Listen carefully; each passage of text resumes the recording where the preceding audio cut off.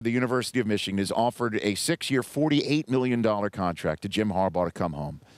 And we all know, I've said it on this program many times, and I've been unabashed in banging this drum, even though many of my colleagues in the information world, in our sports media world, have been telling me not to bang the drums. I've heard from so many people saying Jimmy's not coming home. But until I hear it from Jim Harbaugh's mouth, I'm going to keep banging this drum. Jimmy, come home. Come home. The University of Michigan throwing its arms and its bank account open. Jimmy, come home. Now, it's all speculation right now. So I'm going to do what many folks do in real life without their own show from the field of Everbank Field. And it's to call up a friend and speculate. I need a speculating buddy. And who better than at Poison Pill 76 himself, a 7-time Pro Bowler, national champion from the University of Michigan, Steve Hutchinson. Hutch, help me out here. Let's speculate together. You sleeping at night? What do you think? Oh, man, I don't know. It's rough sleeping at night. I know we've been texting back and forth the last couple of days, but, you know, it's at this point it is purely speculation. I got to give the university credit, though. I mean, I feel as though 8 years ago, or was it 9 years ago now, before the Rich Rod hire, this is the approach they should have taken. The tight-lipped, don't show your hand, don't tip your hand at all, because, you know, you're leaving the door open for a lot of speculation, but you're not floating names out there.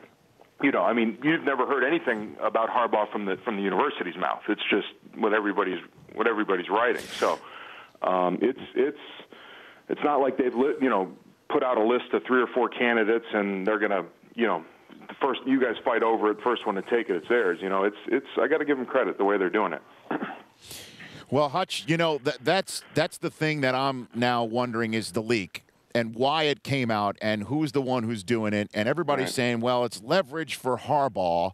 And the only leverage that I would see it for being, and again, this is absolute, total speculation, and I am saying that right up front.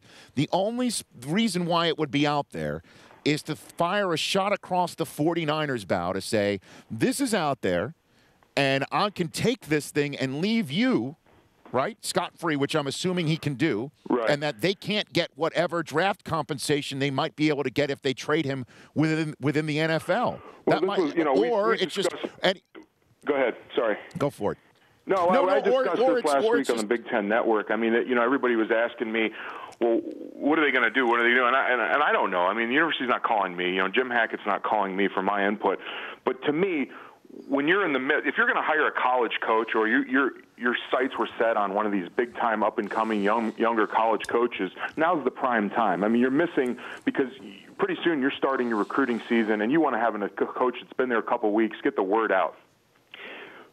You know, in my opinion, if you're not saying one thing and you don't have any guys coming in for interviews to Ann Arbor and you're not doing anything to that like that at all, to me, you're going after a guy that's not in the college ranks. So I've said all along, whether it's Jim or another coach we don't know about, to me, I think they're going after somebody. And right now, I think it is Jim. And if, like I said at the beginning when I came on, if they're doing it the right way. I mean, you throw the money at the guy that you think he's going to want to demand from either another job in the league, and you hope that his loyalty to the university and his love for the university is enough to push him over the edge, right? Yeah, well, I mean, I hear, well, there's no way Michigan actually offered this type of money because it's so out of character for the school, certainly based on what's been going on in Ann Arbor for the past few years. You know, and also I hear that absolutely this is the guy that they need, and it makes sense on every level. And I've been sort of tongue-in-cheek telling Jimmy to come home. I think it does work for him on that level as well, but I'm not talking about his personal life. I'm just talking about his professional life, about going ahead and coming back to a university where he would be loved on the spot. He already is, and the university needs him. They need a guy like him to fire up the alumni and the fan base, and he, at this point of his career, sort of needs that, because you have to wonder in the NFL, which is another thing I'm thinking about leaking this information. It would be basically setting the price for any NFL team that wants to go get him. That I don't see where he can go, right, and have the ability to stay forever. where every single year new recruits come in and his way of coaching is fresh once every 4 years. You know what I'm saying? Right. Correct. Hutch? You know, to your first point about Michigan being out of character, offering that kind of contract, you know, it kind of pains me to say this, and I'm sure it would you as well, but, you know, I don't think Michigan, they lost that right to kind of name their price. You know, I think we fell from the graces a little bit the last couple of years, and our record definitely shows that. So if you want to get back to that status of, if you want to compete with the Nick Sabans of the world and the Alabamas, and be thrown in the mix for a national championship year after year, you know, you get what you pay for. So yeah, it would be out of character because, you know, up until 8 years ago, Michigan has had, 3 coaches in the last 50 years. So you know, it's kind of new territory. It's new turf. So I don't know if that name your price as far as Michigan's concerned is valid anymore. They're going to have to. And I think they know that. So for me to hear that that's what they offered, that's not a shocker to me. You know, you got to kind of go with the Joneses here on that. But you're right. You know, I look at Jim Harbaugh. I look at a guy who took a Stanford program with you know, in all honesty, has probably some of the toughest admission standards in all of college football, and took really academic guys who are great athletes, great student athletes, and he made them a powerhouse in a conference when it was really dominated by USC for a good 10 years, if not more. And so you know he has the ability to recruit and get guys to a school where maybe there's some other flashier schools in the conference.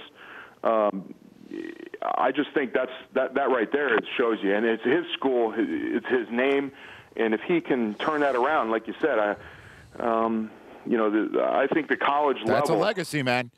The college level is a little bit more concrete and secure than the NFL these days. I mean, you know, used to say, you know, head coaches in the NFL got 5 years to turn it around. Now you start to see that maybe 3 years, and sometimes you're lucky if that.